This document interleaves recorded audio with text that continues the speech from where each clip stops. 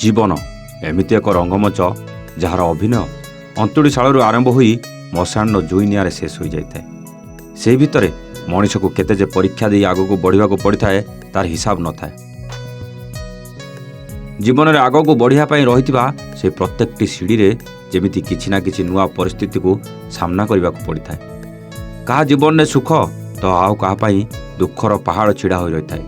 ଆଉ ସେସବୁକୁ ପାର କରିବା ପାଇଁ ମନରେ କେବଳ ଧୈର୍ଯ୍ୟର ଆବଶ୍ୟକତା ରହିଥାଏ। ହେଲେ ଜୀବନ ଯଦି ସବୁ କ୍ଷଣରେ ଯଦି ଭାଗ୍ୟ ତୁମର ସାଥ ନ ଦିଏ ତାହେଲେ ତାକୁ କେମିତି ବା ପାର କରିପାରିବେ? ଆଜି ରାଜୁ ଜୀବନରେ ସେମିତି କିଛି ପରିସ୍ଥିତି ଆସିଯାଇଛି ଯେଉଁଠି ତାକୁ କେବଳ ନିଜେ ଧୈର୍ଯ୍ୟର ସାଥ ନେଇ ଆଗକୁ ବଢ଼ିବାକୁ ପଡ଼ୁଛି। ସଂସାର କରିବା ପାଇଁ ସିନା ଘର ଛାଡ଼ି ଏତେ ଦୂର ଚାଲି ଆସିଲା, କିନ୍ତୁ ଏ ଜାଗାରେ ସବୁକିଛି କ'ଣ ସେ ଏକା ସମ୍ଭାଳି ପାରିବ? ସେ କଥା ଜାଣିବା ପାଇଁ ଆସନ୍ତୁ ଦେଖିବା ଆଜିର ଏହି କାହାଣୀ। ଦେଖୁନ ଏ ଲୋକଙ୍କୁ କାଲିଠୁ କହିଲିଣି, ହେଲେ ସେ ମୋ କଥା ଶୁଣିବାକୁ ନାରାଜ। ହେଇଟି ଶୁଣୁଛ? ତୁମକୁ କିଛି ଶୁଭୁଛି ନା ନାଇଁ ବା?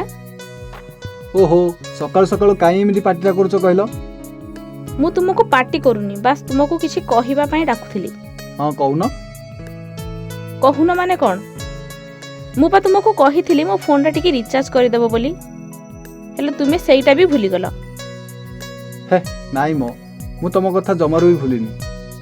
ହଁ, ସେଥିପାଇଁ ମୋ ଫୋନ୍ରେ ସକାଳୁ ସକାଳୁ ରିଚାର୍ଜଟା ହୋଇଯାଇଛି। ତମେ ଆଉ ଏମିତି ରାଗନି। କ'ଣ ରୋଷେଇ କରୁଛ ଟିକେ ଦେଲ, ମୁଁ ଖାଇକି ବାହାରିବି। ପଖାଳ ଟିକେ ଥିଲା ଖାଇଦିଅ। ଆଉ ହଁ, ଆଜି ଟିକେ ଟିଫିନ୍ଟା ବାହାରୁ କିଣିଦେବ ପ୍ଲିଜ୍। କାହିଁକି? ତମେ କ'ଣ ରୋଷେଇ କରୁନ କି? ଆରେ ନାଇଁ, ଘରେ 2 ଦିନ ହେଲା ଅଟା ସରିଯାଇଛି। ଆଉ ତୁମକୁ ବି କହି କହି ତୁମେ ଆଣିବାକୁ ଭୁଲି ଯାଉଛ। କ'ଣ ଆଉ କରିବି କହିଲ? ଆରେ ସତ କହୁଛ, ମୋର ଜମାରୁ ମନେ ନଥିଲା। ଆଜି ଆସିବା ସମୟରେ ପକ୍କା ନେଇକି ଆସିବି। ହଉ, ତୁମେ ଏବେ ଅଫିସ୍ ଯାଅ। ଏଠି କାମ କରି କରି ମୁଁ ମୋ ଦିନ ରାତି ଏକ କରିଦେଲେ ବି ପାଖରେ ଟଙ୍କାଟିଏ ବି ରହୁନି। କେମିତି କେଜାଣି କ'ଣ କରିବି ସେ କଥା ମୁଁ କିଛି ବୁଝିପାରୁନି। ଘରୁ ସବୁ ଜିନିଷ ସରିଗଲାଣି। ଖାଇବା ରାସନ ବି ପ୍ରାୟ ଶେଷ ହେବାକୁ ବସିଲାଣି। ହେଲେ ଲୋକ କିଛି ବି ଶୁଣୁନାହାନ୍ତି। ଏବେ ଯାଏ ଟିକେ ରିଚାର୍ଜ ବି କରିଦେଲେନି। ମୁଁ ଭାବୁଛି ସେଇ ପଡ଼ିଶା ଘରୁ ଟିକେ ତାଙ୍କ ମୋବାଇଲଟା ଆଣି ଘରକୁ କଲ୍ କରିଦେବି। ବୋଉ ନହେଲେ ଖରାପ ଭାବିବେ। ଆରେ ଗୀତା, ତମ ଝିଅକୁ ଧରି କୁଆଡ଼େ ବାହାରିଲ? ମୁଁ ତୁମ ପାଖକୁ ଯାଉଥିଲି ଭାଉଜ। କ'ଣ କିଛି କାମ ଥିଲା କି? ହଁ ଭାଉଜ, ଟିକେ ଖରାପ ଭାବିବନି। ମୋତେ ଟିକେ ଆପଣଙ୍କ ଫୋନ୍ଟା ଦେଇଥିବେ, ମୁଁ ଟିକେ ଘରକୁ କଲ୍ କରିବି। ମୋ ଫୋନ୍ଟା ଖରାପ ଅଛି ତ। ଆରେ ଏଥିରେ ଖରାପ ଭାବିବାର କ'ଣ ଅଛି? ତମେ କ'ଣ ମୋ ଫୋନ୍କୁ ନେଇ କୁଆଡ଼େ ପଳେଇବ କି?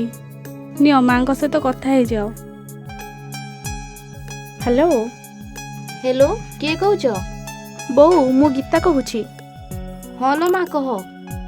ଏଇଟା କାହା ନମ୍ବର? ଏଇଟା ମୋ ପଡ଼ୋଶୀ ଭାଉଜଙ୍କ ନମ୍ବର। ମୋ ଫୋନ୍ ଖରାପ ଅଛି ତ, ସେଥିପାଇଁ ତାଙ୍କ ଫୋନ୍ରୁ କଲ୍ କରିଦେଲି। ହଉ ଲୋ ମା, ମୋର ତମମାନଙ୍କ କଥା ଭାରି ମନେ ପଡ଼ୁଥିଲା। ହଁ ବୋଉ, ମୋର ବି ଘର କଥା ଭାରି ମନେ ପଡ଼ୁଛି। ଆଉ ମୋ ନାତୁଣୀ କ'ଣ କରୁଛି? ସେ ଏଇଠି ଖେଳୁଛି ବୋଉ। ହଉ ଲୋ ମା, ଭଲରେ ଦେଖି ଚାହିଁ ଚଳୁଥିବୁ। ମୁଁ ଏବେ ରଖୁଛି। ଧନ୍ୟବାଦ ଭାଉଜ। ଆରେ ସେମିତି କ'ଣ କହୁଛ? ତମର ଯେତେବେଳେ ଯାହା ଦରକାର ହେବ ମୋତେ କହିବ। ହେ ଭଗବାନ, ଆଜି ବି କାମ ଠିକ୍ ସେ ହେଇପାରିଲାନି। କ'ଣ ଯେ କରିବି? ଘରକୁ ଯିବାକୁ ବି ଇଚ୍ଛା ନାହିଁ। ଘରକୁ ଗଲା ପରେ ବି ସେ ଗୀତା ମୋତେ ଗୋଟେ ଗୋଟେ କରି ସବୁ ପଚାରିବ। ତାକୁ କ'ଣ କହିବି? ଆଜି ଏତେ ଲେଟ୍ ହେଲାଣି, କୁଆଡ଼େ ଗଲେ କେଜାଣି? ତାଙ୍କର ଏବେ ଯାଏ ଦେଖା ମିଳୁନି। କାଲିଠୁ କହିଲେଣି ଫୋନ୍ରେ ଟିକେ ବାଲାନ୍ସ ପକେଇ ଦେବାକୁ, ହେଲେ ବାବୁ ମୋ କଥା ଶୁଣିଲେ ତ କ'ଣ କରିବି? ଗୀତା, ଗୀତା, କବାଟ ଖୋଲ। ହଁ ଖୋଲୁଛି, ଟିକେ ରୁହ। ତୁମର ଆଜି କ'ଣ ଏତେ ଲେଟ୍ ହେଲା? କିଛି ନାହିଁ, ଅଫିସରେ ଟିକେ କାମ ରହିଯାଇଥିଲା ତ, ଆଉ ସେଥିପାଇଁ। ହଉ ଠିକ୍ ଅଛି, ଖାଇବା ବାଢ଼ୁଛି, ଆସ। ନାଇଁ ଗୀତା, ମୁଁ ଖାଇକି ଆସିଛି। ତମେ ଖାଇଦେଇ ଶୋଇପଡ଼ିବ, ମୁଁ ଯାଉଛି ଶୋଇବି। ଆରେ ୟାଙ୍କର ପୁଣି କ'ଣ ହେଲା? କ'ଣ ପାଇଁ ଏମିତି କହିଲ?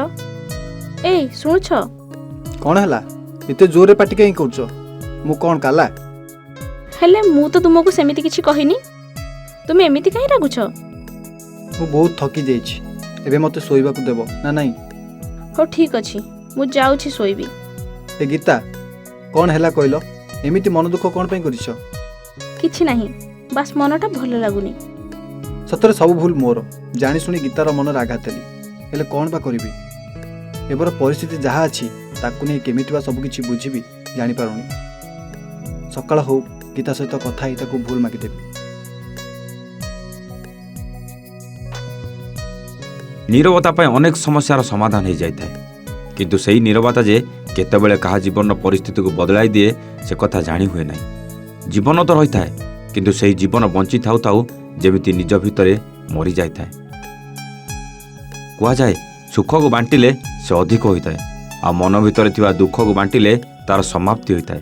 କିନ୍ତୁ ପରିସ୍ଥିତିକୁ ନେଇ ସବୁ କଥାକୁ କ'ଣ ସମସ୍ତଙ୍କ ସାମ୍ନାରେ ଜଣାଇ ହୁଏ? ଦର୍ଶକ ବନ୍ଧୁ, ଆପଣ କୁହନ୍ତୁ, ରାଜୁ ଜୀବନରେ ଆସିଥିବା ସେ ପରିସ୍ଥିତିରେ ଆଜି ସେ ଚୁପ୍ ବସିବା ଠିକ୍, ନା ନିଜ ସ୍ତ୍ରୀ ଗୀତା ଆଗରେ ସବୁ କଥା ଜଣାଇ ଏହି ସମସ୍ୟାର ସମାଧାନ କରିବାଟା ଜରୁରୀ? ଆପଣ କ'ଣ କେବେ ଏମିତି ପରିସ୍ଥିତିରେ ସାମ୍ନା କରିଛନ୍ତି ଯେଉଁଠି ମନର କଥା କହିବାକୁ ଚାହୁଁଥିଲେ ବି ଆପଣଙ୍କୁ ରାଜୁ ପରି ଚୁପ୍ ବସିବାକୁ ପଡ଼ିଥାଏ? ଆଜି ରାଜୁର ଏ ନୀରବତା ତା ଜୀବନରେ କିଛି ନୂଆ ଝଡ଼ ଆଣିଦେବନି ତ?